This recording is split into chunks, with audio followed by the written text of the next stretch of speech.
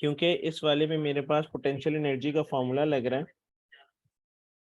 P dot is equal to m g h, m for mass. ये देखें, ये मैंने बॉक्स में जो बना रहा हूँ ये मास दिया हुआ है, ये हाइट लाइक डिस्टेंस दे दिया है, ठीक है, और ये ग्रेविटेशनल फोर्स दे दी। इन तीनों को बस मल्टीप्लाई करवाना है और कुछ भी नहीं करना। Very good. तो आपके पास पोटेंशियल एनर्जी निकल जाएगी ऐसे, 800 into 10 into 200.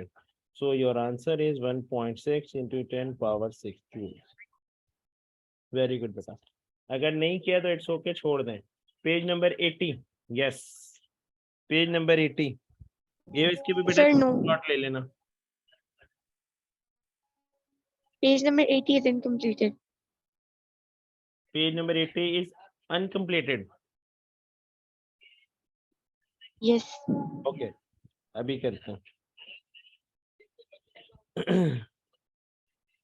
मी डन, नो।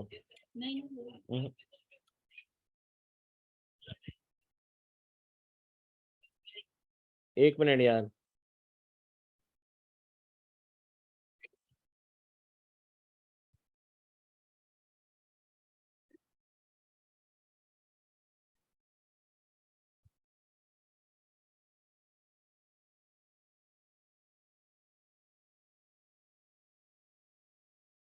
पर मैं सवाल में देखा हूँ आपको क्या चीज निकालनी है, वेट। निकाल लोगे वेट या नहीं? वेट का फॉर्मूला बताओ, पर बात जल्दी जल्दी रिस्पॉन्स करना, देखना भी आपको सारे जवाब आपको दे देंगे मुझे। पेज नंबर 80 में पार्ट 2। वेरी गुड आयशा, देखो आयशा का मैसेज भी आ गया, जल्दी से जवाब दो। परवा, कौन सा वेट का फॉर्मूला है? एक्सीलेंट एमन, एमन ने आंसर भी निकाल दिया। जी जी परवा बेटा, वेट का फॉर्मूला होता है W is equal to m g. अभी पीछे पड़ा है हमने सारा। वेट मास कितना दिया हुआ है? मास आपको दिया हुआ है जनाब सवाल में 85, ठीक है, तो 85 आप पुट कर दोगे यहाँ पे,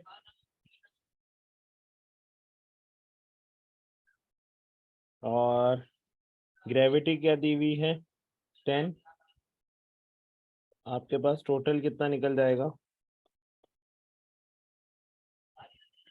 850 न्यूटन, क्योंकि weight is always measured in Newton.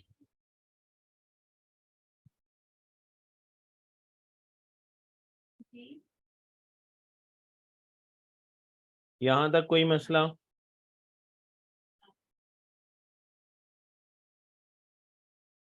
अब इसका जो बी पार्ट है, क्या अब जो बी पार्ट है, प्लीज 5 मिनट रुक जाओ, सिर्फ 5 मिनट।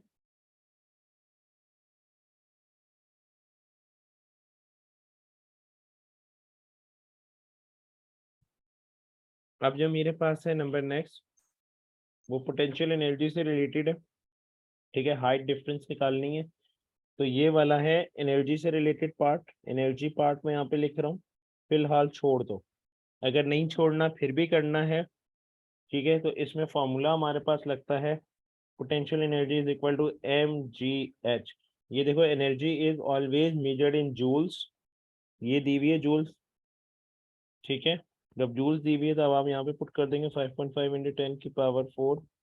मास कितना दिया हुआ है हमारे पास 85, and height g gravitational is g h, ये सब मल्टीप्लाई हो रहे हैं, वहाँ पे ले जाके डिवाइड करवा दो।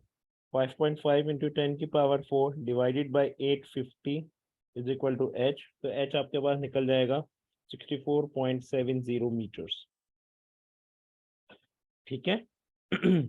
लेकिन ये एनर्जी से रिलेटेड है, मैं इसलिए करवा रहा हूँ, बाई चांस अगर मैंने दे दिया हुआ पेपर में तो आप लोगों को कुछ फॉर्मूला याद हो, अगर मैंने नहीं दिया होगा तो आप लोग की लक। वैसे होप सो इंशाल्लाह ताला मैं ऐसी चीज़ें में से देता नहीं हूँ, सिलेबस के अंदर से ही आती हूँ। बेटा इसका स्क्रीनशॉट लेके डाल देना फिर बात। The next thing at B, the Skies digs his skies into the snow and the stop at the point P After traveling 33 meter horizontal, calculate the average horizontal force that acts on the squares between B and P. अब आपको simple is that force calculate करनी है. Force calculate कर लेंगे. F is equal to m a. Very good. F is equal to m a में क्या क्या चीज डाल रहे हो?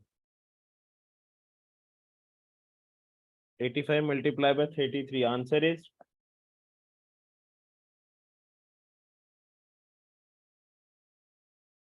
no. नहीं. वो क्या कह रहे हैं? हॉरिजेंटल. यस बेटा, मारिया एंड आयशा कर लिया ये वाला सॉल्व. हॉरिजेंटल इस तरह होता है. Eight B. बी पर वो बात कर रहा है.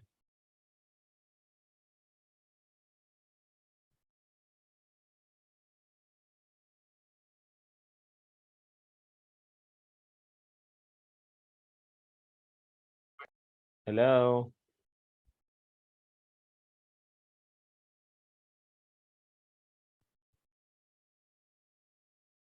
शाबाश, जल्दी से सॉल्व करो. मैं वेट कर रहा हूँ. होगा, क्यों नहीं हो रहा? ये तो बोलना नहीं है ना, बेशक गलत करो लेकिन करो.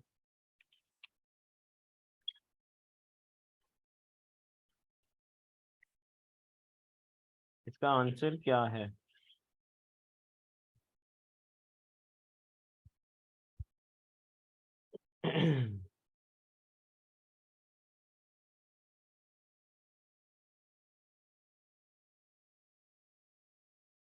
जी बेटा, आपका आंसर गलत है. एक्सेलरेशन नहीं दी हुई. आंसर 10 भी नहीं है, गलत है. यहाँ पर देखें, ये वाला सवाल भी एनर्जी से रिलेटेड है. ठीक है, एनर्जी का पार्ट है. इसमें आता है work done. Work power and energy. Work power and energy का फॉर्मूला होता है, वर्क का फॉर्मूला होता है W is equal to F dot d. F for force, D for displacement. Clear? अब ये क्या है? W. W का क्या मतलब होता है? Work done. वर्क डन का जो SI यूनिट होता है वो होता है जूल्स कैपिटल J. और जो एनर्जी का जो SI यूनिट होता है वो भी होता है जूल्स कैपिटल J. तो ऊपर सवाल में देखो, आपको एक काइनेटिक एनर्जी दी हुई है, तो वो एनर्जी आप कहाँ पर पुट करोगे? इधर. आंसर इज 5.5 इंटू 10 की पावर 4 जूल्स. फोर्स कितनी दी हुई है? कैलकुलेट करनी है. डिस्टेंस कितना दिया हुआ है? ये देखो, ये रहा 33. 33 हॉरिजेंटल डिस्टेंस दिया हुआ है. Multiply by 33. एफ से 33 मल्टीप्लाई और दूसरी तरफ ले जाके क्या हो जाएगा? डिवाइड. 10 की पावर 4 जूल्स. इसको डिवाइड करवा दें, क्या आंसर आ रहा है? 1666.7 Newton. Force is always measured in Newton. अगर एक्सपोनेंशियल फॉर्म पुट कर देते हैं तो 1.0.16 10 की पावर 3 आ जाएगा. तो ये एनर्जी से रिलेटेड है, वर्क पावर एनर्जी का है.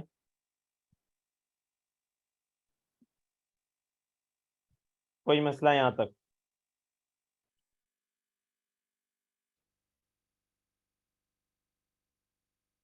कोई ऐसी चीज जो ना समझ आई हो? Clear? Page number 81.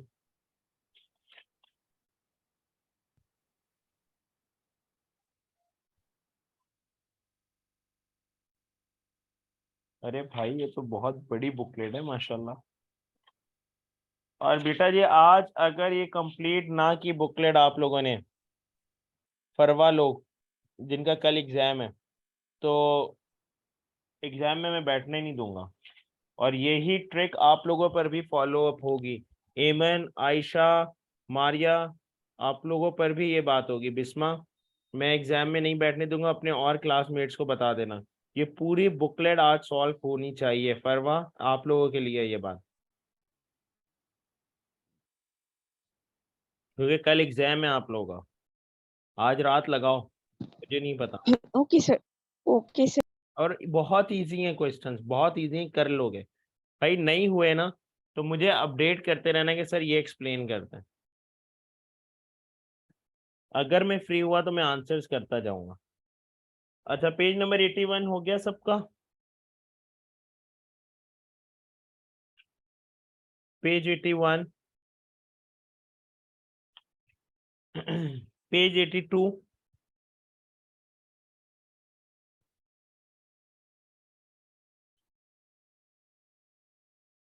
Page 82.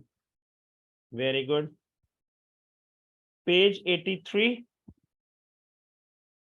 Centripetal force है from the sun. Okay, page 83 देख लें जल्दी से.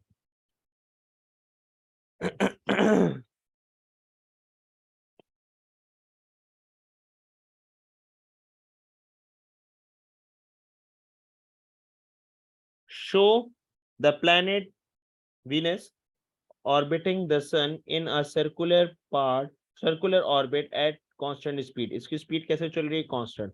A force acting on Venus keeps it moving in a circle. और वो किस में मूव कर रहा है? सर्कल में. State the name of this force and the object and that causes it. याद है मैंने बुकलेट में भी दिया हुआ है. बुकलेट में भी दिया हुआ है कि सर्कुलर पाथ है, तो सर्कुलर पाथ में जो भी फोर्स लगती है उसका नाम होता है सेंट्रीपिटल फोर्स.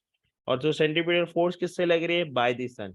एग्जामिनर ने शायद करके एरो भी बना के दिया हुआ है, तो आप क्या लिखोगे?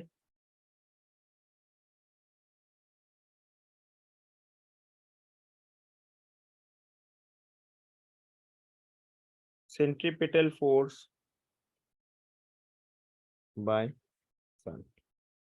नंबर नेक्स्ट है मेरे पास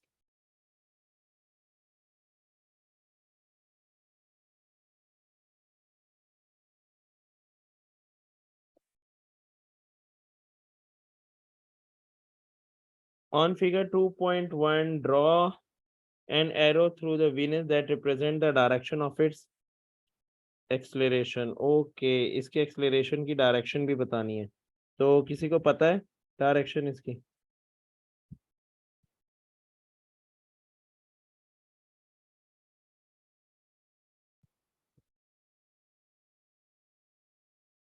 टू मार्क्स का है, इतना ही आएगा पार्ट 1 में. हाँ जी बेटा, इतना ही आएगा. Centripetal force is acting from the sun when it is moving in a circular path. बस ये बस लिख देना अगर डिटेल लिखनी है तो. When it moving in a circular path.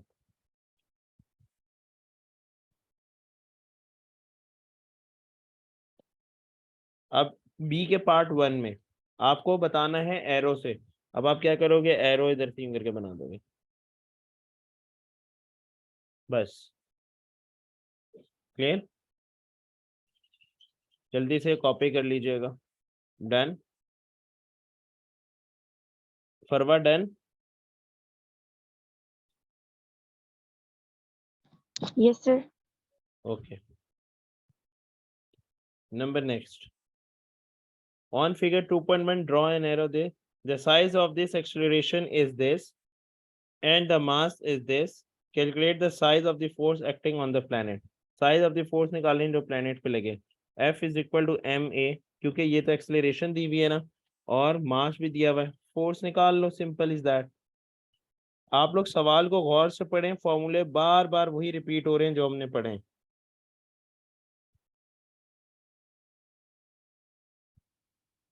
F निकाल लें. 4.753 into 10 की पावर 22 न्यूटन.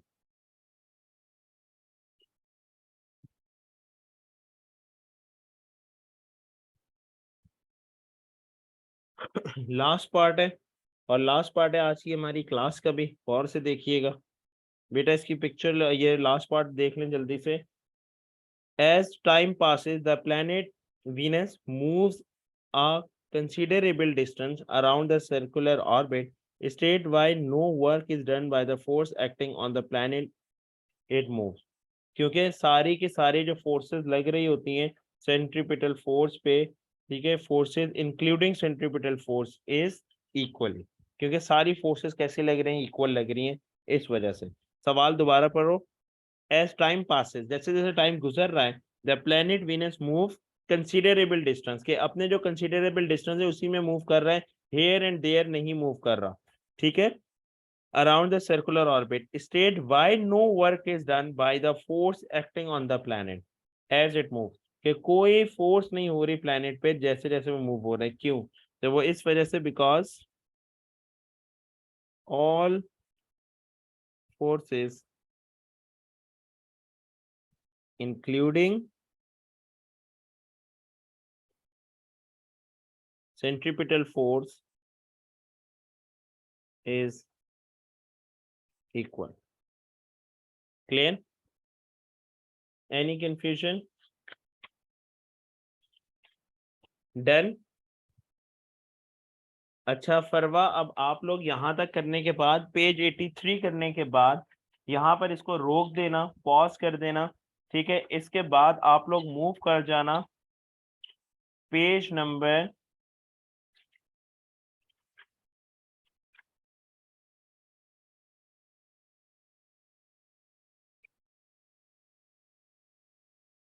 83 तक करने के बाद आप लोग मूव करेंगे page number 126 till 132। Page number 126 till 132, ठीक है। पेज नंबर 83 करने के बाद आफ्टर, मैं यहाँ पे लिख भी रहा हूं, after done page 83 move on these pages।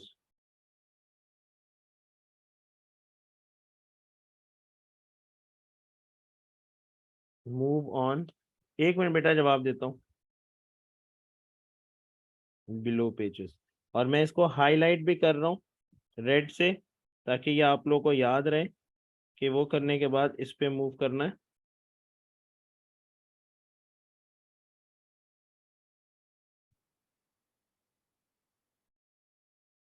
ठीक है जी, यहाँ तक कोई भी मसला हो तो मुझसे फिर पूछ लीजिएगा।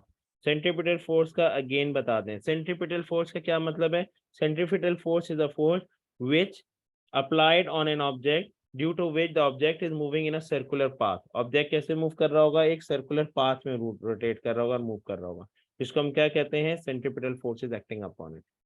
Centripetal force is acting towards its centre, centre में एक्ट हो रही होती है, और ये ऑब्जेक्ट को बाहर निकलने से रोक रहा होता है। ठीक है, यहां तक कोई मसला, कोई ऐसी बात जो ना समझ आई हो मुझसे पूछिएगा जल्दी से। ठीक है, ओके बेटा, अल्लाह हाफिज एंड टेक केयर, क्योंकि मेरे दूसरे बच्चों का मैसेजेस आ रहे हैं और मैं अब उनकी क्लास को ज्वाइन करने लगा हूँ। ओके, अल्लाह हाफिज एंड टेक केयर इंशाल्लाह, and best of luck for your tomorrow exam. अल्लाह हाफिज। किसी को कोई क्यूरी है तो पूछ लो जल्दी से। ओके, अल्लाह हाफिज।